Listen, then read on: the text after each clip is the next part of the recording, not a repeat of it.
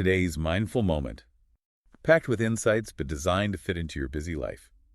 One deep dive at a time. Ever get that feeling the news isn't just telling you what happened, but maybe trying to keep you hooked, maybe even angry? Yeah, it's a strong feeling for a lot of people. Yeah. And our source today puts it really bluntly, suggesting the media might be, quote, an instrument of tragedy, dividing us all and filling our lives with pessimism and mistrust. Wow. That's quite a statement. It really makes you pause and think about what's driving the headlines we see. And what's interesting here is that this isn't some dry academic study. It's quite personal. The author is drawing on their own experiences inside the news business. That definitely adds a different layer. So we're digging into how the news game has changed, right? Especially since 2047 cable news, and of course, the internet blew everything up. Exactly. We're Yeah. exploring that evolution, the shift in strategies, and maybe some of the unintended consequences. Okay. Before we dive into the history, maybe let's just take a quick pause, a mindful moment, if you will, just to reflect on how we personally interact with all this information flooding us daily. Good idea, Mm. because it is a flood. So the traditional model, the one maybe we remember from decades ago, that was all about objectivity, wasn't it? Trying to present things neutrally. Well, yes and no. The source argues that objectivity was often more about a tone that's sort of a monotone delivery aimed at not offending the widest possible audience. So less about pure neutrality and more about broad appeal for commercial reasons. Precisely. It was about attracting the biggest crowd, the lowest common denominator in some ways. But then figures like Rupert Murdoch came along and sort of flipped the script. They really did. The strategy became using a distinct political slant as a commercial tool. Think about the O'Reilly factor. Right. That definitely targeted a very specific feeling, didn't it? That kind of white suburban anger, as the source describes it. Exactly. And the key shift there was the goal changing from simply reporting information to actively retaining viewers. Emotion became central. Keeping people glued to the screen. That became paramount. And hitting that specific political nerve was a way to do it. Which then paved the way for this much more fragmented, partisan media landscape we see now. Absolutely. Cable TV exploded. Right. Yeah. You suddenly had channels for everything. Lifetime, Discovery, BDT. Niche programming became the norm. And news followed suit, carving out its own ideological niches. That's the argument. And this leads directly into the core concept from the source, Hate Inc. Hate Inc. Explain that a bit more. It's the idea that the business model itself, for many outlets, increasingly relies on keeping their specific audience angry, agitated, addicted to conflict. So anger sells. Conflict keeps people watching. That's the central thesis. It suggests the easiest product to turn out is basically this bad thing just happened and it's their fault. Simple, emotional, keeps you coming back for the next outrage. Yeah. And there are powerful commercial reasons behind it. The news industry needs profit, like any business. So the argument is that audiences have sort of been trained to consume news in a certain way. Trained to be anxious, maybe pre-pissed off, expecting conflict. It creates, as the source puts it, masses of media consumers who've been trained to see in only one direction. Wow. That's a bit chilling, and it makes you think about that Les Moonves quote. Oh, the one about Trump. Yeah, saying he may not be good for America, but it's damn good for CBS because the money was pouring in. That quote really lays bare the potential conflict, doesn't it? The clash between maybe a civic duty to inform and the sheer force of the commercial imperative. When profit gets tied so directly to stirring the pot, it changes things. Definitely. Which brings us to another analogy the source uses, the WWEization of news. Like professional wrestling, how does that fit? Think about it. Wrestling is all about manufactured conflict, heroes and villains, predetermined storylines, all for entertainment. Okay. The source quotes someone comparing cable news directly to pro wrestling, suggesting the level of intellectual engagement isn't necessarily that different. It's about the spectacle. So complex ideas or things that disrupt the simple good versus evil narrative don't really fit that model. They tend to get sidelined. Nuance is bad for business in that framework. It complicates the fight. And part of that strategy is hate people, not institutions. Exactly.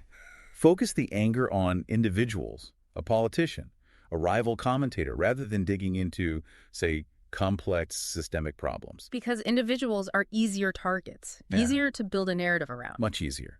It simplifies things, keeps the emotional stakes high, and often distracts from asking harder questions about how things actually work. Which leads to this strange situation where, after 2016, public trust in media went down, but ratings actually went up. Yeah, that paradox is fascinating. People believed us less but watched us more, as the source puts it. What does that even mean? Why watch more if you trust it less? Well, it suggests news consumption became less about information and maybe more about something else. Ritual, belonging. Mm. The source even compares it to smoking. Smoking, how so? The ritualistic aspect, the private habit, the familiar logos, the almost tactile triggers. It's about the act of consuming, maybe as much as the content. That's an uncomfortable comparison, almost like an addiction. The source definitely hints at that, referencing tech executives who felt guilty about creating products designed to hook people with short-term validation, even if socially destructive. And it's not just facts being sold, is it? It's also about identity. Hugely important point. News becomes a way to signal who you are, what tribe you belong to. Remember the example about the press suddenly caring intensely about homelessness? Right. It became a way to show you were on the right side, perhaps, more than driving specific policy change. It's a dynamic often unpacked by channels like Mindful Moments and our podcasts, which looks at how these narratives shape our worldviews. Exactly. It reinforces group solidarity. You bond with your tribe over shared outrage or concern. Which connects to these ideas of folk devils and moral panics. Yeah, think about historical panics, mods and rockers back in the day, or maybe later fears about, like, cyber porn, or even that bizarre Jankum scare. Things that the media can blow way out of proportion. Precisely. Creating a sense of crisis, identifying a threat, the folk devil, which unites the audience in fear or anger. There's this concept called the deviancy amplification spiral. Sounds ominous. It basically means the reporting itself can make the perceived problem seem bigger and bigger, creating a feedback loop. And sometimes authorities might even play along with that. There can be a symbiosis, yeah. Fear generated by media can serve political agendas, divert attention, justify actions. It's a powerful dynamic. Okay, so how did the internet change the underlying business? Before that, things were different. Very different. Pre-internet, newspapers, TV, radio, there were scarcity businesses. There just weren't that many options. So they didn't have to fight quite so hard for eyeballs. They had a more captive audience. Someone called newspapers cash machines back then. Think about classified ads, stock listings, stuff people needed. McLuhan predicted how important those classifieds were, didn't he? He did. But once the internet arrived, that scarcity vanished. Suddenly, endless options and the old advertising models started to crumble. Which maybe pushed outlets towards more sensationalism to survive. That's a strong argument. The financial pressure intensified dramatically. And we see potential distortions in how things get covered, right? Like crime stats. Yeah, the source points out how stats are often cherry-picked to create a narrative, often one of rising crime, even when long-term trends might show a decline. Gallup polls often reflect that fear, even when stats disagree. So perception gets shaped, regardless of the broader reality. And similarly with immigration, the focus tends to be on pumping up dramatic anecdotal stories, often completely out of context. Creating a sense of crisis where maybe the data tells a different story. It relies on emotional impact over statistical context, for sure. Another issue raised is the heavy reliance on unnamed sources, especially in sensitive areas like national security. That's a huge one. It opens the door for manipulation, doesn't it? Think about that alleged Libya deception plan mentioned. Who is feeding this information and why? You lose accountability when the source is hidden. Exactly. While source protection is sometimes vital, the overuse of anonymity, particularly from official channels, can really erode trust and become a tool for propaganda. Okay, shifting gears a bit. The source talks about class, how that's often a taboo, or at least less discussed than race in media narratives. It's a striking point. Yeah. And it connects to changes within journalism itself. Things like unpaid internships. Creating barriers. Yeah. Making it harder for people without wealthy backgrounds to get in. Potentially leading to newsrooms that are wider and more affluent and maybe less connected to working class experiences. It makes you think of books like What's the Matter with Kansas? And the idea of the Democratic Party, for instance, becoming more aligned with professionals than labor. Right. And this can lead to a kind of media culture that maybe overly worships urban experts and feels disconnected from or even looks down upon perspectives outside that bubble. A disconnect between the media class and large parts of the country. That's certainly the concern raised. Then there's the political coverage itself, the obsession with electability. Oh, yeah. The invisible primary. Yeah. Who's raising the most money? Who got the big endorsements? The media often seems to pick likely winners way before any votes are cast. Like that party decides theory, where the establishment sort of guides the process. The source uses a restaurant game metaphor. Yeah, like everyone's trying to guess which restaurant will be popular rather than just deciding what they actually want to eat. And it feeds into this focus on superficial stuff like likability or the famous beer test. Right, for decades. Is the candidate someone you'd want to have a beer with? Remember the fuss over Al Gore's size? Or calling Fred Thompson lazy? It seems so trivial compared to policy or competence. But it dominates coverage. And it can really discourage voters, right? Yeah.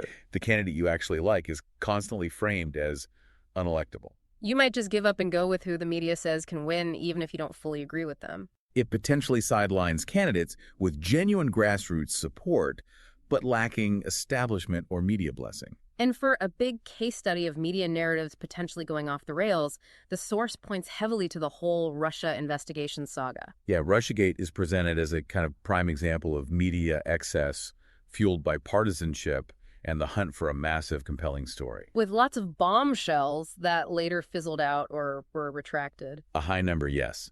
It fed into this idea of being first and wrong, prioritizing speed and scoop over rigorous verification. And a lot rested on things like the Steele dossier, which proved very difficult to actually verify. Huge questions were raised about its sourcing and accuracy, yet it fueled narratives for a long time. And financially, it was huge for some outlets, wasn't it? Like Rachel Maddow's show saw massive ratings. Definitely.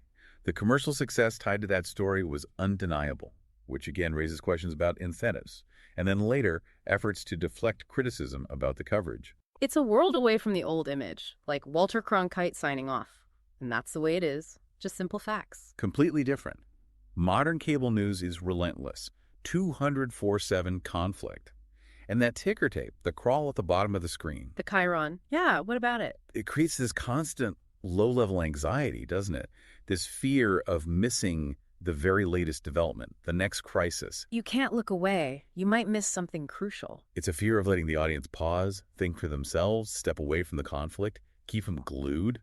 And sometimes it feels like complex issues get deliberately buried in jargon. The Iraq War lead-up is mentioned. Yeah, presenting overwhelming technical detail, almost as a way to discourage real understanding or questioning from the average person. Like those British officials admitting some details weren't meant to fool experts, just the public. Exactly. Obscuring the fundamental questions like the real reasons for the war or the doubts about intelligence, like that dodgy dossier behind a smokescreen of complexity. So, given all this dissatisfaction, you now hear talk from different corners about too much democracy or needing to rein in the media. It's popping up, yeah. Reflecting a frustration, maybe from different sides, with the current information environment and a desire for more control, perhaps. It all makes you value that older style of reporting sometimes. The source mentions their father actually going out, talking to people face to face. Yeah, that hands-on person-to-person approach, not just relying on polls or clicking links, but actually engaging directly. Building trust through actual conversation seems increasingly rare. It really does. That human connection gets lost easily online. Okay, so wrapping this up. The big picture seems to be a news landscape dramatically reshaped by commercial pressures, often prioritizing engagement, emotion, maybe even division over just straightforward information. And that has real consequences for how we see the world, how divided we might feel, how much trust we have. Which means the takeaway for us as people consuming this stuff has to be skepticism. Critical thinking, absolutely. Being aware of these potential dynamics, the commercial incentives, the framing, the focus on conflict, questioning what you're seeing and why. Right. It comes back to taking those mindful moments, doesn't it? Stepping back, analyzing the flow, considering the source's possible angle. Essential. We have to be active, discerning consumers, not just passive recipients. So maybe the final thought for everyone listening is, how does your own news diet make you feel? Informed, anxious, angry, empowered? It's worth considering. Definitely a question worth asking ourselves regularly. Absolutely. Well, if this discussion sparks some thoughts, please do subscribe, maybe share it with friends or family you think would be interested. And if you want to dive deeper into the source material, check out the link for 8 Inc. in our show notes. And above all, keep questioning and thinking critically about the media you consume. Couldn't agree more. Thanks for that.